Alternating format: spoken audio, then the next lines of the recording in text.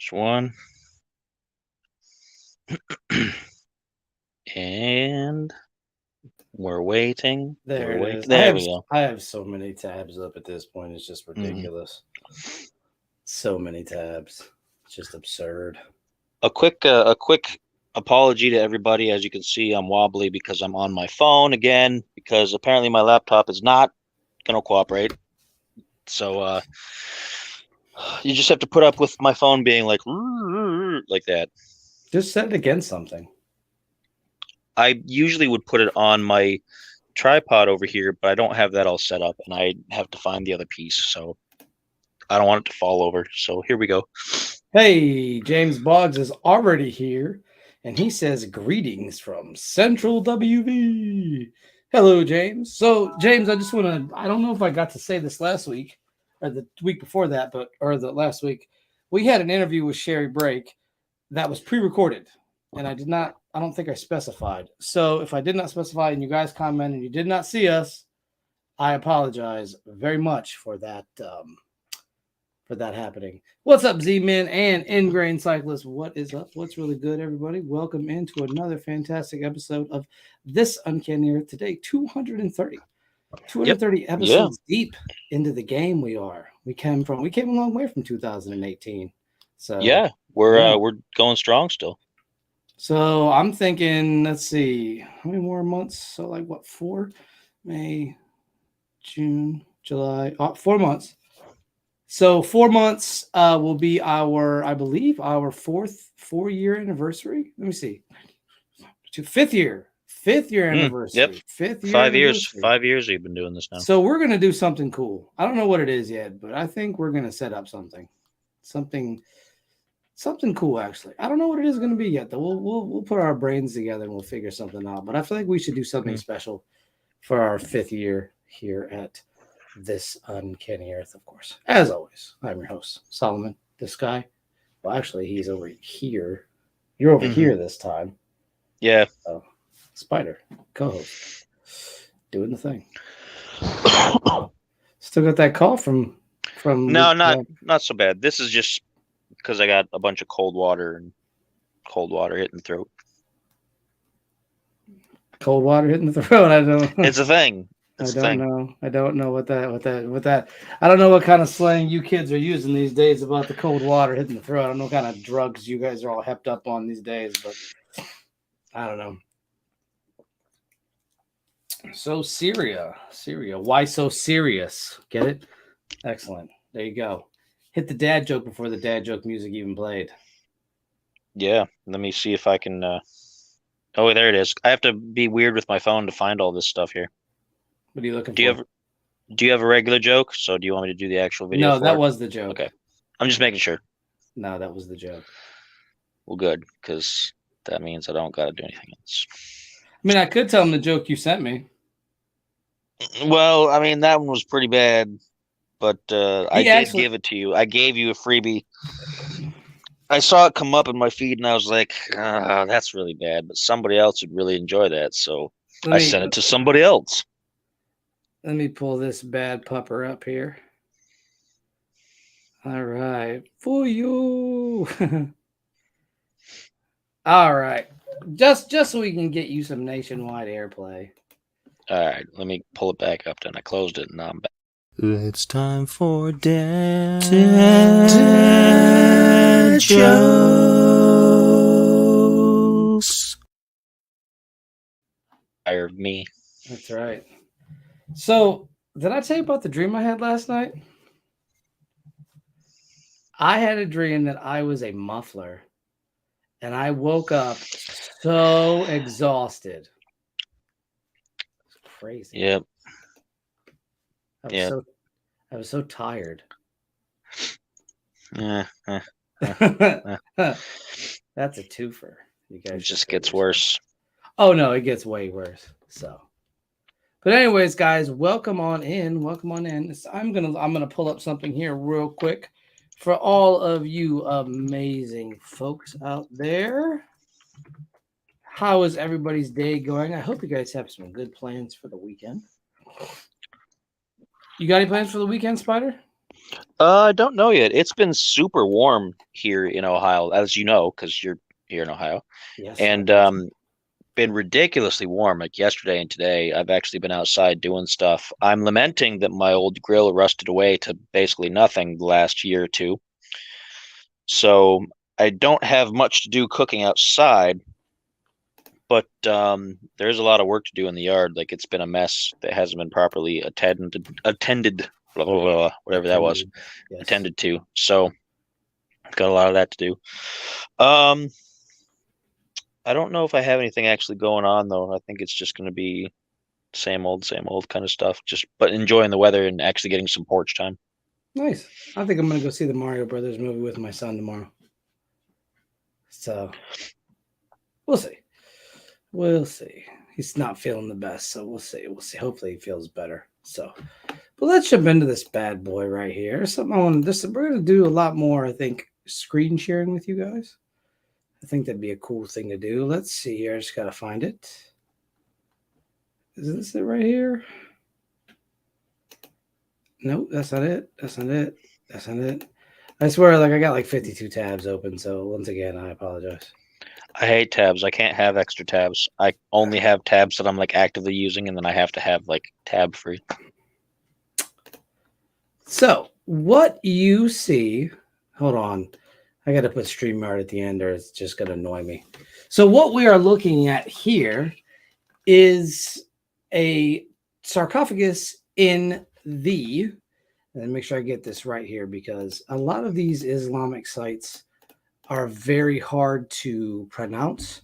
So it's the Nabi Habil Mosque, and it is located in the bottom left hand of Syria, so the bottom left, and it's said to contain the grave of Abel. Now, many of you know if you've read the story of Genesis about Adam and Eve and how they were removed from the garden and they bore children. Well, Abel was one of those children that they bore, and Cain was the other. As many of you know, Abel and Cain were giving their offerings to God, and God accepted Abel's, but not Cain's. So you have to wonder what the offerings were, and we can get into that here in momentarily. But this is a 23-foot sarcophagus located in Syria. The Nabi Habal Mosque is located in the west mountains of Damascus near the Zabadani Valley, and it overlooks the villages of Barada and the Wadi Barada in Syria in the Levant. Now, the interesting thing about this, as you can see here, this thing is rather large. This is a very large tomb for a man that would roughly only be our height. Now, Spider made a good point. I showed them this earlier. I showed a couple people this. And he made a good point that, well, are they going to let us open it? Well, out of respect, probably not, which I can understand. I get it. You know, Islamic countries together have a storied history of kind of keeping their history under wraps. The Kaaba in Mecca, you can't really investigate it. You know, and people make pilgrimages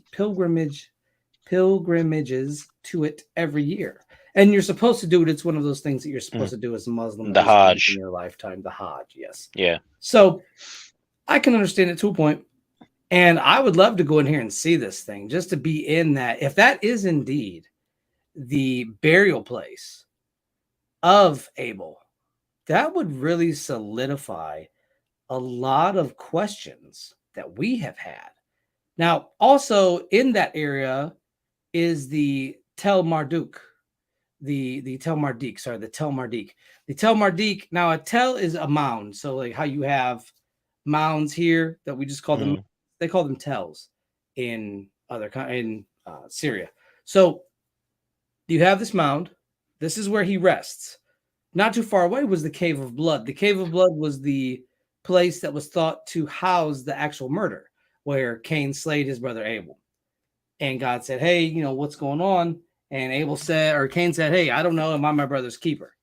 So that's the famous line from that. And it's also, it's paralleled in Islamic literature in one of the hadiths. Now, if you've ever watched any of our older presentations on the hadith, a hadith is it's kind of like an added text to the Quran. It's not put in the Quran, but it's like you have a couple experts, things like that, religious scholars that sort of add their thoughts, their beliefs, their ideas. And I've read a wide variety of hadiths.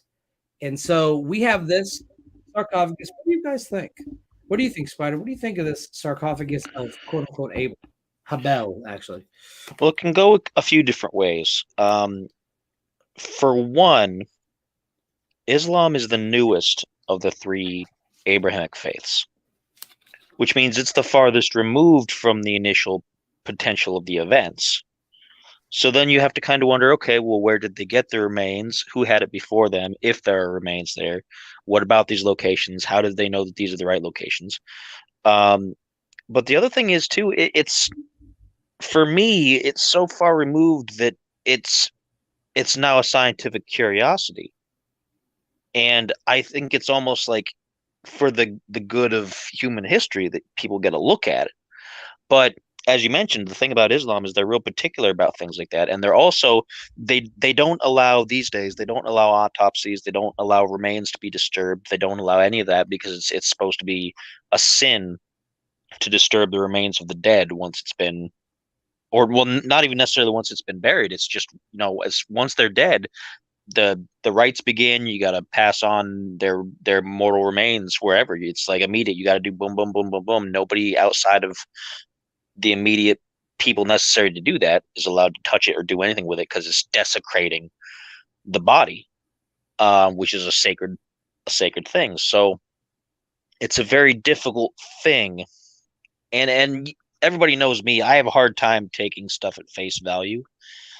Like I can't just be like, if somebody says, "Hey, you know what? This is the stone of Wazabalu. It's some powerful thing from the year 10,000 BC," and I'll be like, "Okay, well, where's your documentation? Where's your evidence? Did you do carbon dating? Where's this? Where's this? Where's this?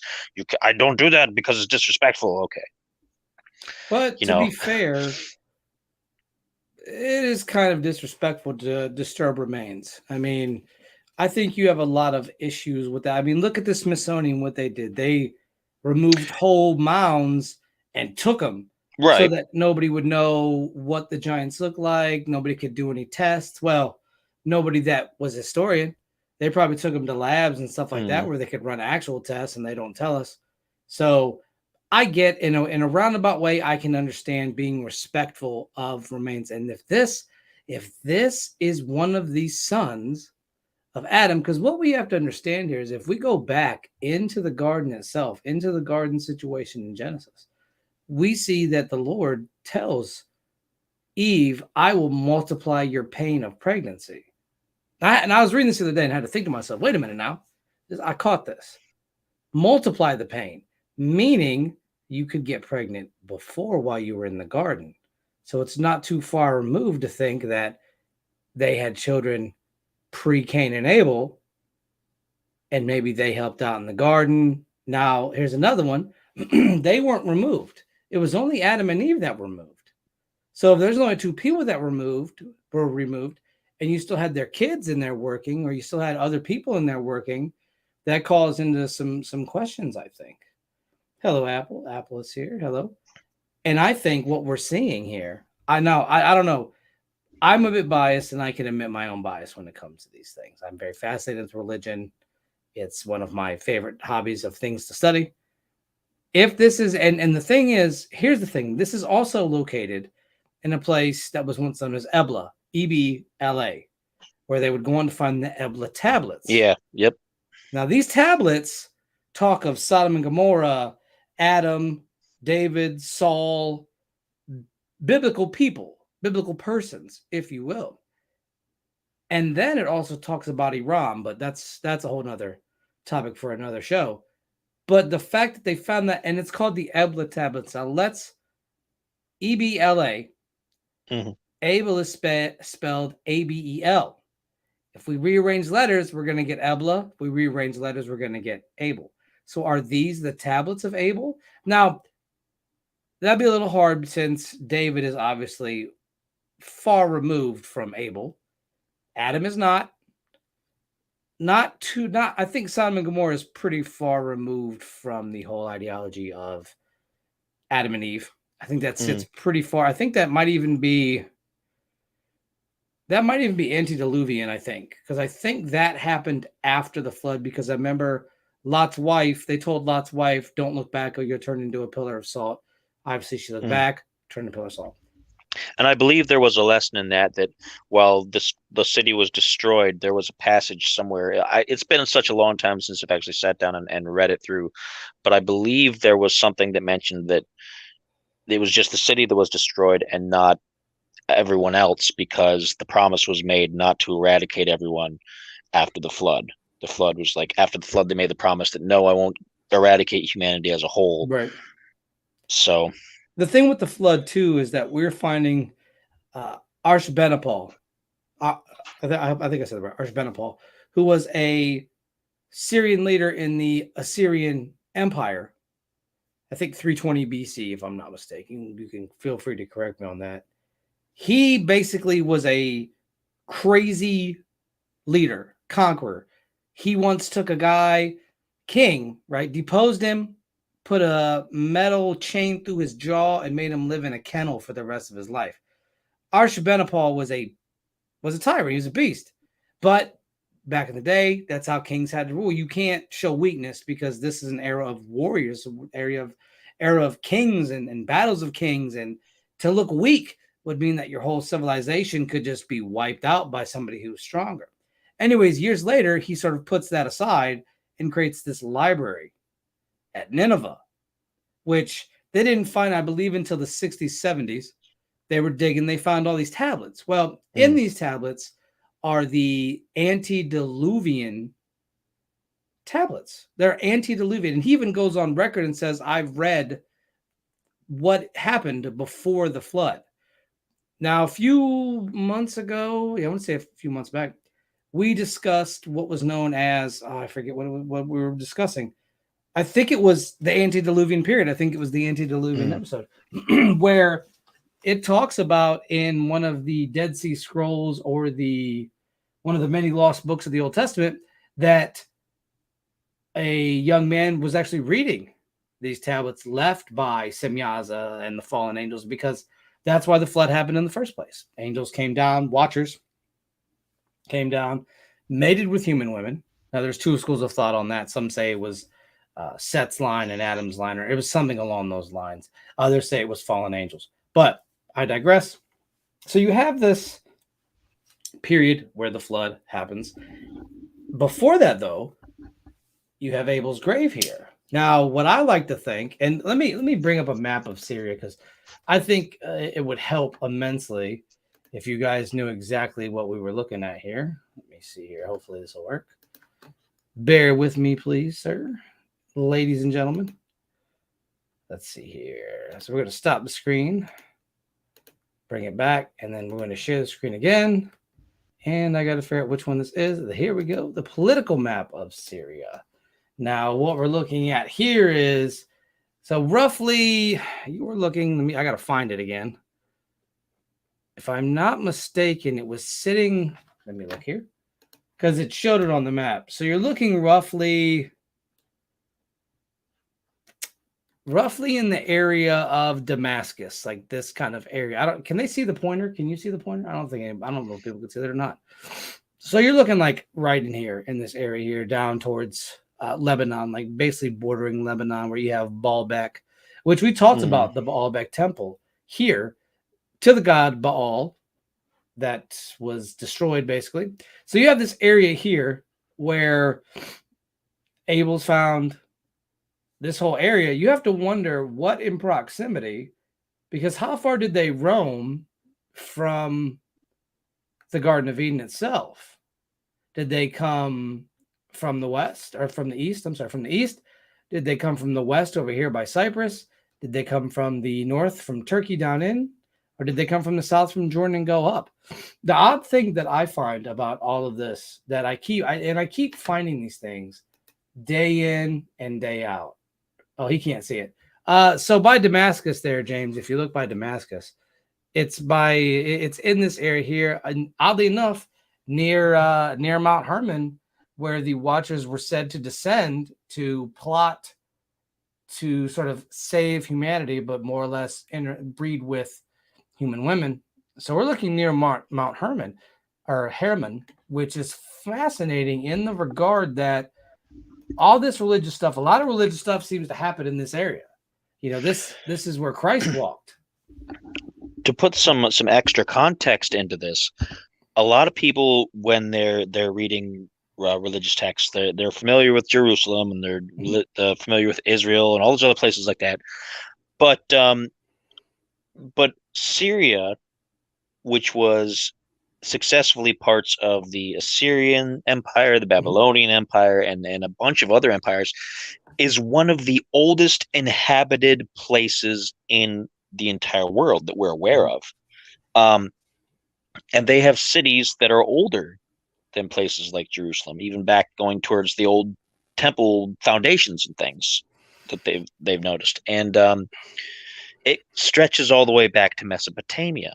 Yep. And so then that kind of adds a new dimension to it. It throws some things in, like maybe when you go and look for areas of religious significance to try to see if they match up with real world events, it's almost like, why aren't we looking more in places like Syria? Why are we looking more, in Jerusalem? And I get why, because New Testament stuff, and because that's where everybo's based now. The Crusades all happened there and everything. I get that. That's became the Holy Land. But before that, there was so much that happened in this area, in this relatively small area, and it's super important. Right. And it is. Like I said, I find this whole thing to be fascinating, especially when I came upon this like 2 weeks ago.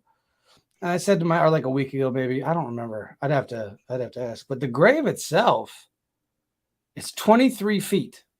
It's 23 feet. So you're looking at a man in there probably, I would say, to be perfectly honest, 17, 18 feet.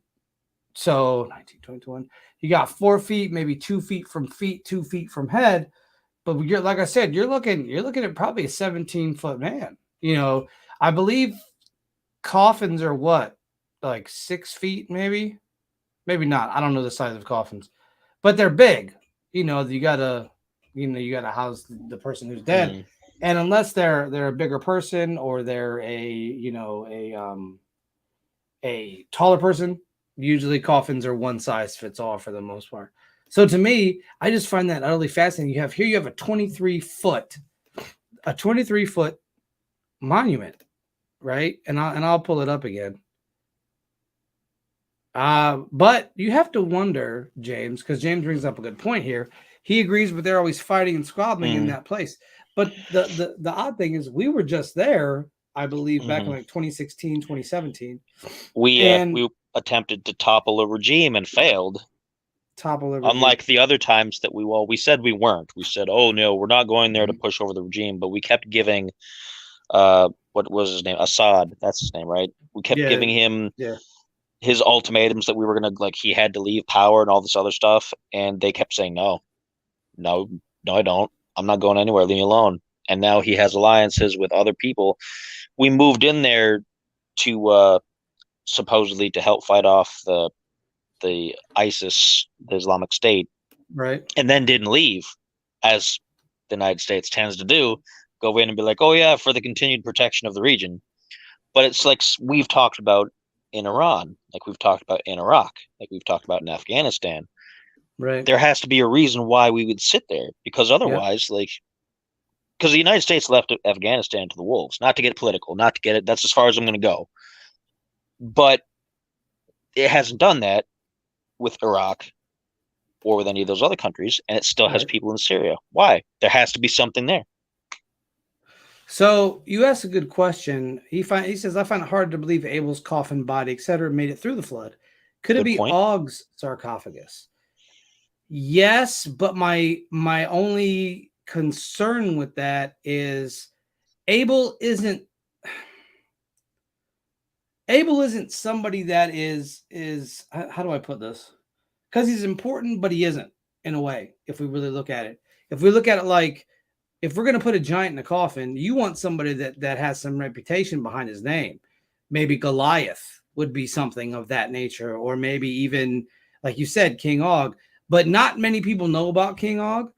So to celebrate King Og would kind of, and King Og, I don't think is in the Quran. I think he is only in the Old Testament.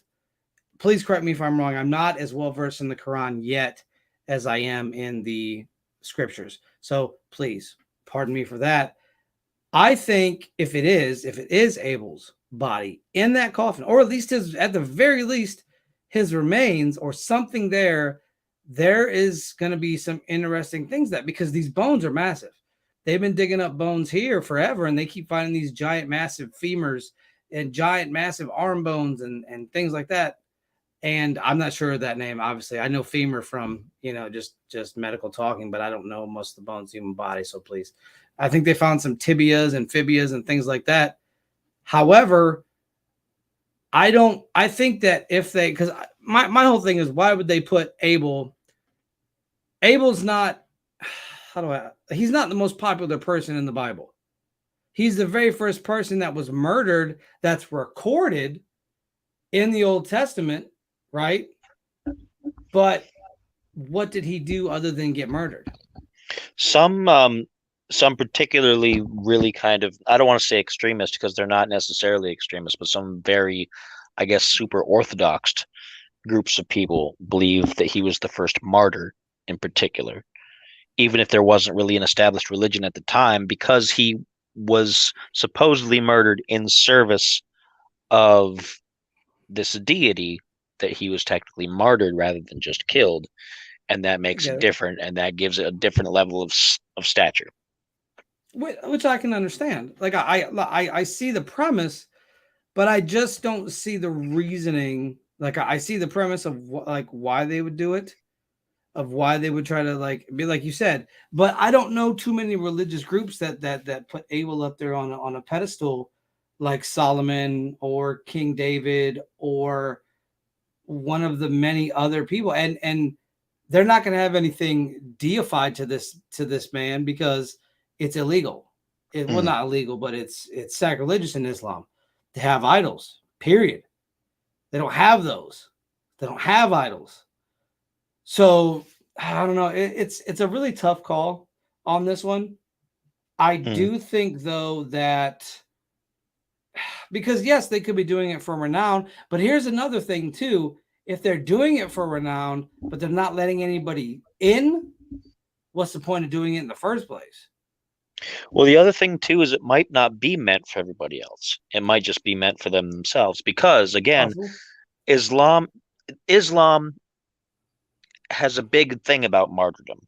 Martyrdom is a really central thing about Islam, and that's why there's so many extremist Muslims in the world. Not to label the entire religion that way, of course, but just because we get the bombers and we get that kind of stuff over there all the time, they view themselves as martyrs for their religion. And perhaps because we do know that there are sects of in Islam. They're not, you're not supposed to have other religious offshoots and things because then you're a heretic, you're apostate, whatever. But they do have different lines in there that say different things that are okay. And there's a pretty heavy skew towards one of them as far as martyrdom is concerned, and that's where a lot of your Taliban, your Islamic State, a lot of those kind of people fit in there, and they could use that internally as a symbol among themselves. So it might not even be for us, and that's why we don't understand it. And that's the case too. We don't, and we're talking about time immemorial. We're talking about a time before the way things were. You know what I mean? Like this is, and here I'll bring something up here, which I find to be pretty interesting real quick for all of you awesome folks out there. Let me pull up another slide here. There it is.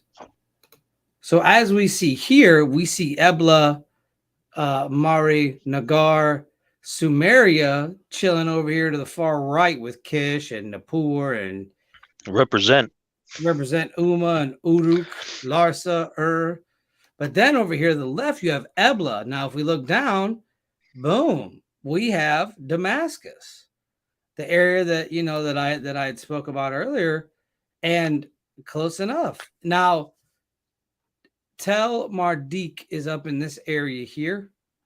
So when they find what I think is they find this guy, maybe it isn't Abel, right? Maybe it's not, but they had to have something, I think, that related to him somehow, unless it's a folk tale, or not a folk tale, but a what do they call that? That's passed down generation to generation. Maybe it is a folk tale, but I thought it had a different name than that, so my apologies. But if we look, we are seeing that this has been there for quite some time now. This grave has been there for a while, but so the fact that Ebla, right, is in that area, and this area is already highly contested as being part of the three Abrahamic faiths. This area in general, you still have Iraq, Iran, that has other history to it, Persia. You have the Akkadian Empire that's hanging around here, but Ebla, and then if you look up here, where, let me show you guys again. I got to look at it myself. If you look here, right, you're going to see over to the far right, the upper right here, we have Nineveh. So it's not too much to say that when they found these tablets in the library of Nineveh that Ashurbanipal had created, that it doesn't come all the way back to here to discuss what happened here. Now, if there's a way, see, I've been trying to look for the Ebla tablets for a while to read them. So I'm going to keep seeing if I can find a book that has them, because I want to see them myself, but I don't know how well they were translated. That's a whole nother thing. But Ashurbanipal really was a highly intelligent man. He was a highly intelligent king. He loved knowledge. He used to read tablets. Could you imagine trying to read these tablets weren't books. We're talking clay, some baked, some not baked in the fire or the kiln to hold it in place so that wouldn't break. Others, not so much. You couldn't do it. So it's like you find these tablets over here in Ebla, then you find this library that has all these other tablets over here in Nineveh. I would love to know if we look right here. So here's Nineveh, right? We're looking at Nineveh over here. I would love to know if there is correlation between here and here, because obviously Ashurbanipal, he lived way after Abel did. Seeing as how, Abel himself was what? Let's see. The earliest, I think, of that area, and I could be wrong here, it wasn't Hammurabi, was it? Because Hammurabi was Babylonian. Yeah. And that's technically later, because Babylon was still young when the Assyrian Empire was at its height. And then Babylon basically took over everybody else for the longest time. They beat Egypt. They beat everybody until eventually they collapsed. And then that led to the modern landscape of countries that's out there now. But Babylon was like the last in line of all these great empires before the era of those kind of things started sweeping away, really. So the first ruler was actually Puzur Ashur in 2025 BC. And then it goes further down the line to Ashurbanipal. I got his name wrong, but that happens. These names are kind of different. And his reign was from 669 to 631 BC, and it was the largest empire in the entire world. Mm-hmm. So you have to wonder too, another thing that I wonder about this, right, is that did he find Abel's tomb? Because the Cave of Blood is where the incident supposedly had happened. But like I said, you have Ebla. If you back out even further, which I don't, did I pull the map up? Let me see here. Pull the map up. Pull the map up. Sorry, guys. Yeah, here we go. So we're going to pull this map up too, because I feel like I like sharing the maps and stuff with you. Also, James says, let's show this real quick. I remember the guy who supposedly found Noah's Ark house, etc., said Noah's wife's grave was 18 feet, her sarcophagus. I heard that Uruk has these really nasty, bigger orcs. Urukai. Cerebee's coming in clutch with the tomfoolery. Christopher Lee appreciates that joke from the grave. Does he? Probably. Does he? Does he appreciate it? Is he from the grave? Well, yeah, he's gone. Christopher Lee passed like a few years ago. I did not know that. There we go. Yeah. Something you learn every day. So there you go. So yeah, like I said, you have all of these things that keep happening. And what I think we don't take into account a lot of times is the history that goes with these things. Let me pull this out real quick. Is this that? No. I swear, I need to do better with this. Sorry, guys. This is like one of my first times.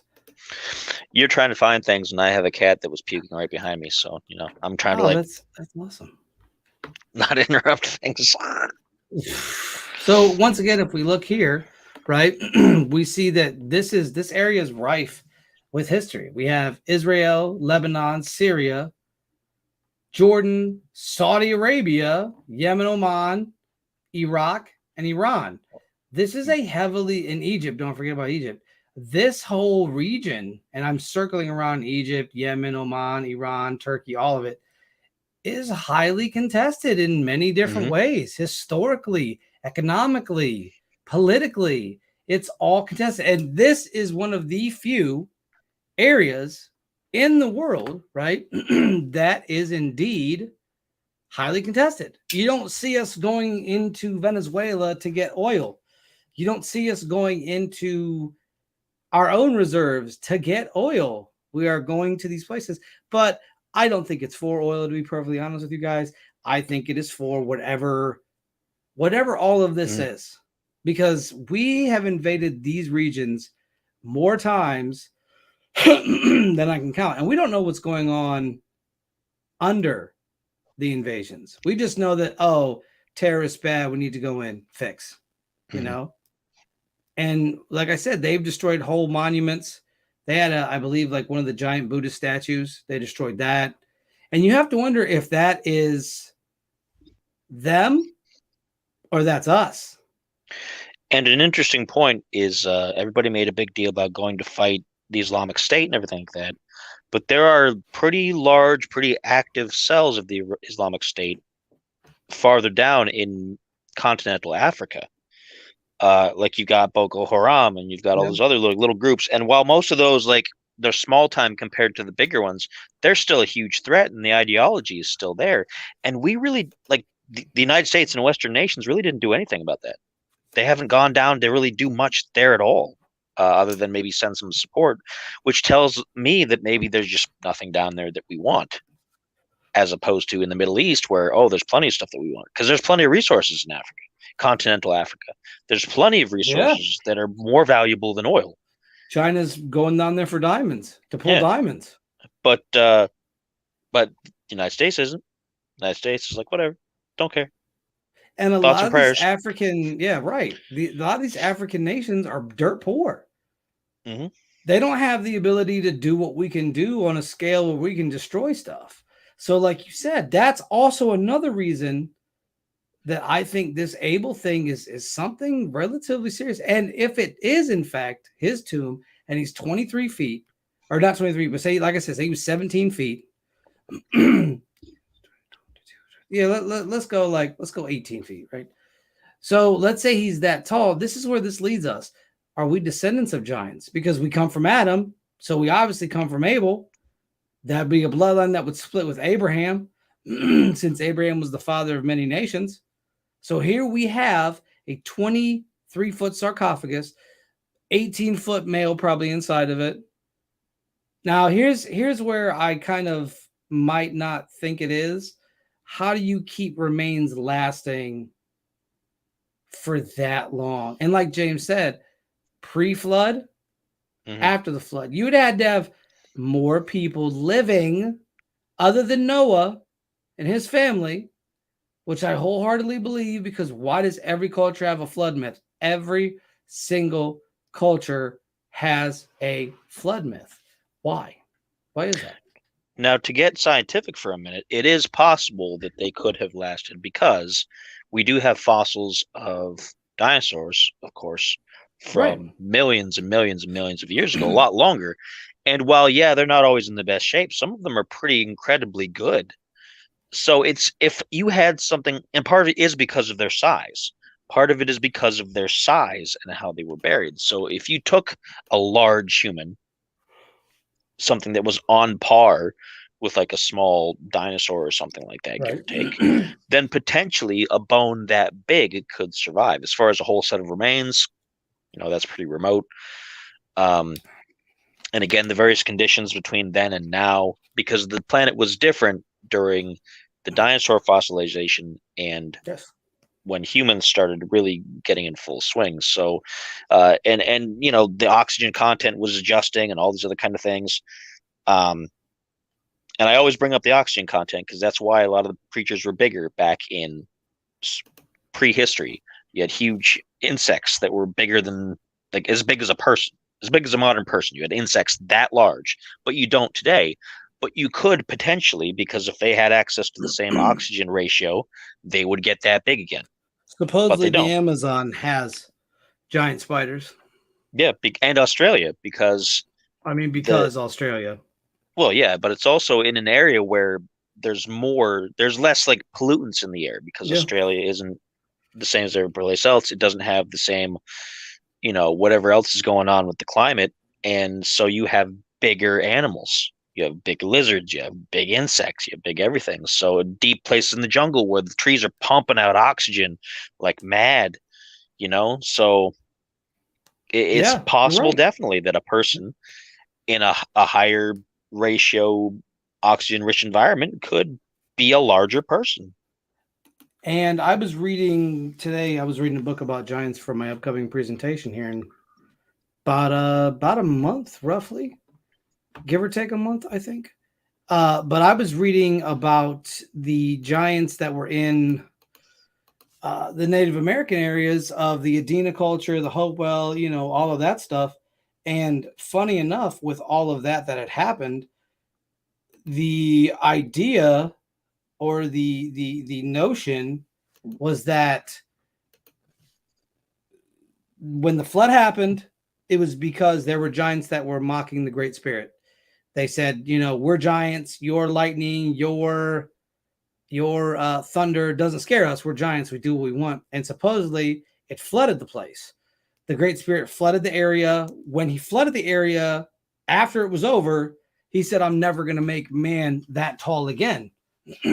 So, no, please listen. We welcome comments. I wish more people would comment. We got people, and listen, you don't have to comment. We're not like, if you don't comment, we're going to ostracize you from the community. But it always makes me feel good to see people comment, like to see other people's brains and their thoughts and their feelings behind it and how they feel. We don't get a lot of that, and that kind of sucks.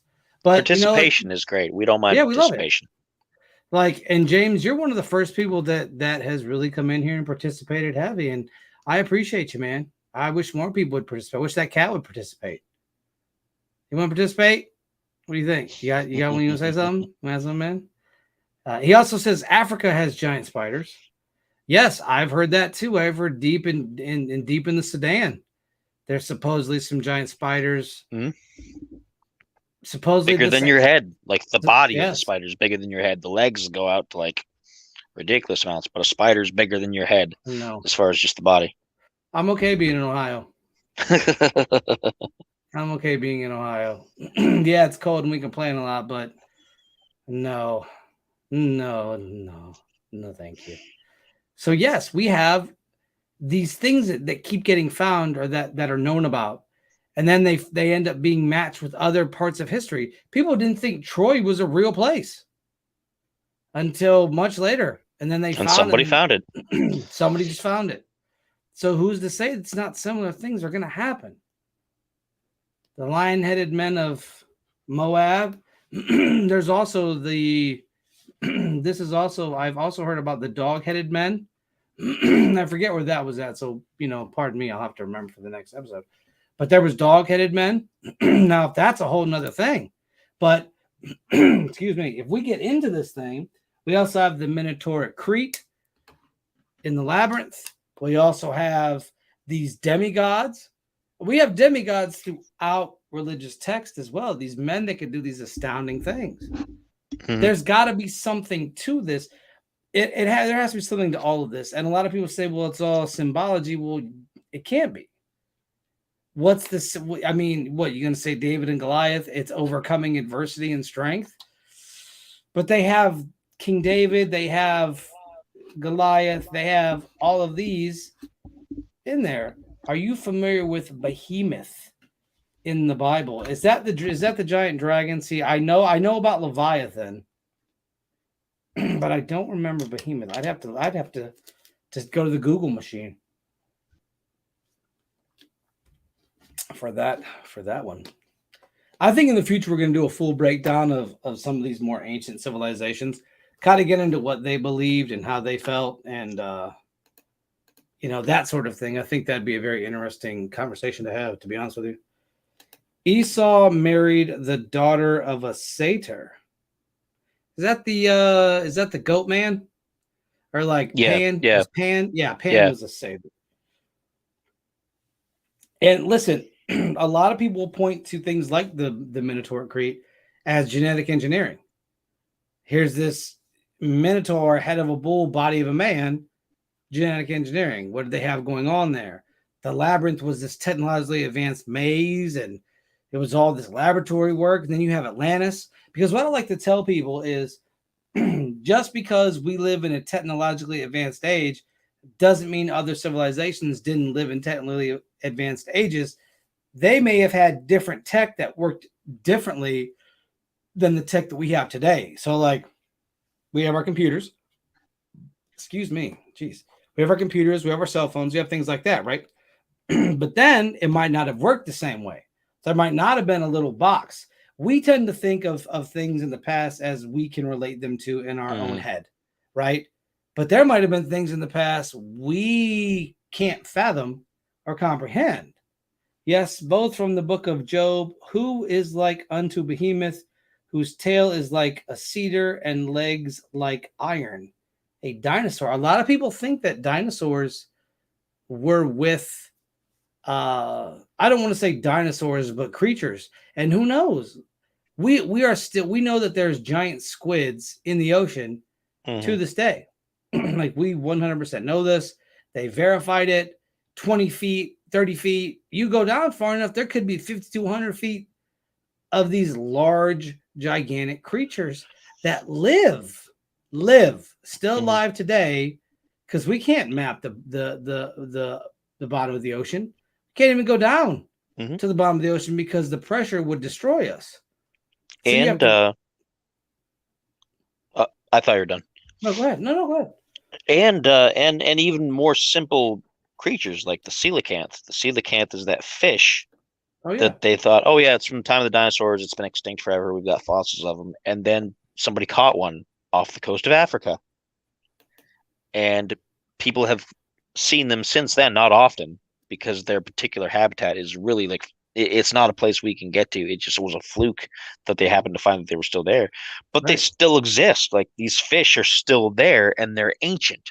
They're creatures that have been here, like crocodilians, like sharks, like all these things that have been here for millions of years, not individually, of course, they're not immortal, but their species has been around for so long. I mean, who's to say other things might not have managed to survive here and there in little pockets? And once again, who's to say, like he said, what survived?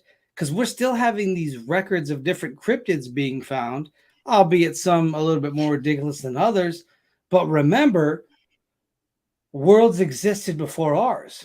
Our civilization is just built on top of another civilization that was built on top of another civilization that was built on top of another civilization. And they keep finding the deeper they dig, they keep, especially when you're getting near places of, high valued things, land, water, anything where they had ease of access to something, they found civilizations for the most part, especially in the Middle East. And we tend to think, well, the Middle East is just a bunch of sand and dunes and things like that. But what if it wasn't? What if it was very lush? Because we notice that the continents, and you can look behind me here at this map, the continents kind of fit together in one big piece, like a puzzle. And at one point, maybe it was. Maybe they were all put together in this giant puzzle piece, and it slowly started to either just kind of break apart or Pangea. Pre-Adamites. Yeah, I mean, so here's my theory on the Garden of Eden. If we go to Genesis 1:6, 1:6 says, and then we created mankind. And we created man and woman. We said, go forth and be and multiply. Once again, referring to they created man and woman, and they said, go out, have kids, create civilizations, right? That's pre-Adam. That right there is pre-Adam. And then if we go forward and we look into the Cain and Abel saga, after Abel is slain, Cain says, if I should go out, right, and anybody sees me, they will kill me. Well, who is they? Why does he go to the land of Nod?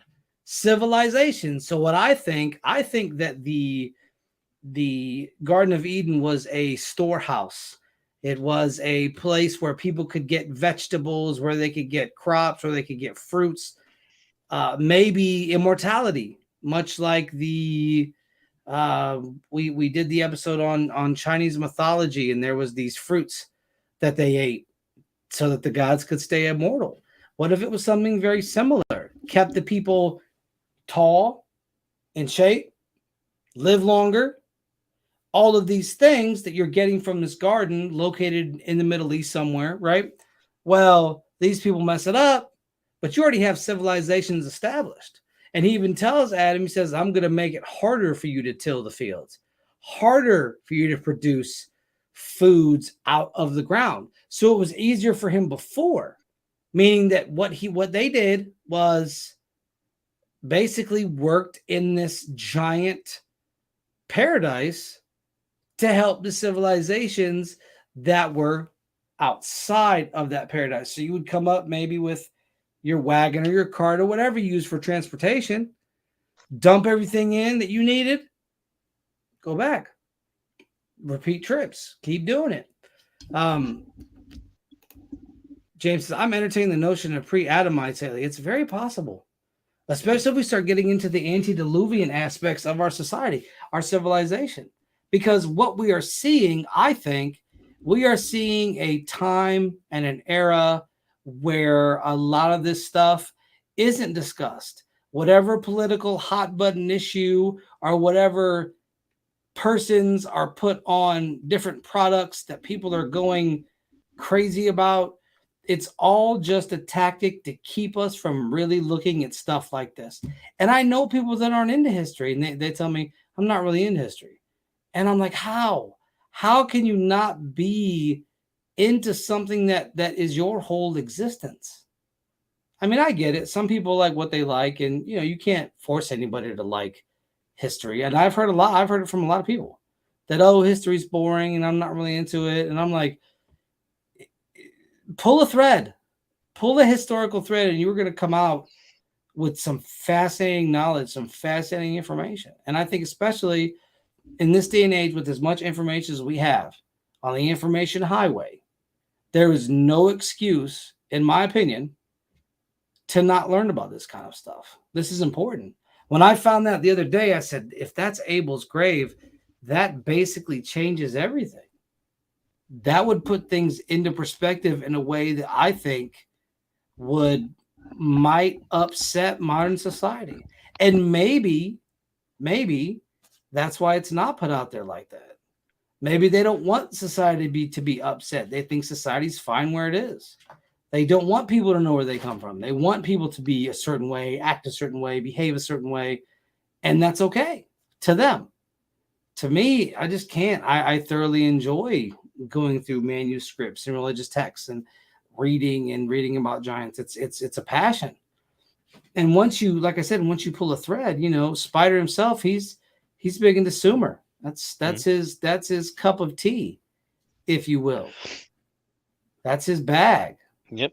And it leads to so many places. It leads to Akkad. It leads to Assyria, like where we're talking about. It leads to into early religions, it leads to so many things. I just think we're missing so much that we could explain if we were able to do some more both literal and figurative digging Yes, into the old ways. but they don't. I didn't know about any of this when I was in school. They never taught us any of this. They just said, good luck. Well, I mean, they taught us about Civil War. They taught us about the American Revolution, um, the Cold War, Vietnam, JFK assassination, things like that. American history. But, he says, let's see this. Darwin, with the survival of the fittest, was a numbhead. Darwin is Let's not start. Let's not start. He's a Let's couple not start. other We don't got things time. I won't say here on the show. We don't got time. A drunk, if anything else. Anyways, but We you're don't right. got time. You're right. Because you'll go off on it. I know you will. I will. I 100% We don't got time. go off. We don't I got used to time. go off. I used to go off on it in my science classes in high school. So yes, I 100% go off on it. So, but I will not do that here for this episode because I love you all so very much. But yes, I think that what we're seeing, we're finding things that are backing up folklore that we thought wasn't real. Boom, come to find out it's real. And who knows how many other things they have actually found of this nature, and they just refuse to tell us. I don't know. I find it very weird that we are in the Middle East as a whole. We are there all the time. And we have never been anywhere else as much as we are in the Middle East. You don't see us going to South America. And there's plenty of history in South America with the Aztecs, the Mayans, all of that's down there. And that is literally, a whole civilization just up and disappeared. But that's not talked about a lot. Nobody's invading down there to find out what happened. That's another thing. Or is it just because we haven't found the link yet for us to go down in there? But we went into Central America pretty heavy in the 70s, 60s, 70s. I know we were overthrowing regimes and putting puppet governments into place for illegal means and things like that because, but you don't really hear about that and maybe that happens. That's the kind of stuff we need to sit down and really expound upon. I think the further we get, the deeper we dig, and the more things we find, the more interesting things have to become for us. Because listen, if we're not going to talk about it, most people won't. They will not talk about it. But that's a topic for another day. I want to thank my co-host always for being on the show. And hey, it worked out today. It worked out. Yeah, I mean, I always got my phone handy. I always got a backup. So even if the main equipment decides after weeks of successful tests to say, nope, not tonight, then at least I have the phone. But I don't think we really had that with your new battery and hard drive, did we? I don't think we did too many shows with that. I think we... No, I've done various things on my own here, but not too many. And I've done the podcast, but yeah, it hasn't done it yet since. This is the first since I replaced those things, of course. And no, we have not covered the history of pyramids all over the globe. I know we've done Egypt. I know we've talked about a few different things, maybe some ziggurats here and there, but it's an interesting topic. The one in Romania we could talk about. Is it Romania or is it? Yeah, I think it's Romania. I think it's Romania. There's also been supposedly pyramids on both the moon and Mars. I've heard a theory the other day or this was a while ago, actually, not the other day. I said the other day, like it's been 10 years ago. That the reason there are pyramids on the moon, and Mars is because there were once civilizations that were destroyed, and every civilization that's ever had a pyramid on it has been destroyed. So, yeah, pyramids in China too, that the government spent an exorbitant amount of money to build trees on top of so that people couldn't see it. So, all right, y'all. It has been a fantastic hour. As always, I'm your host, Robert Solomon, and the Grumpy Spider, who wasn't too grumpy tonight, has joined me. Tonight we talked about the Uncanny Syria. We're going to get into more stuff in the Middle East. We love talking about it. So we're going to get more into that. You can go check out our previous episodes at www.youtube.com/ampersand. And that's not ampersand, that's an at. This Uncanny Earth, you can see the ticker right below you. You guys all have a wonderful night. And we will see you folks next week for an episode of This Uncanny Earth. As always, why be boring when you can be uncanny? We will see you folks next week. Have a good one.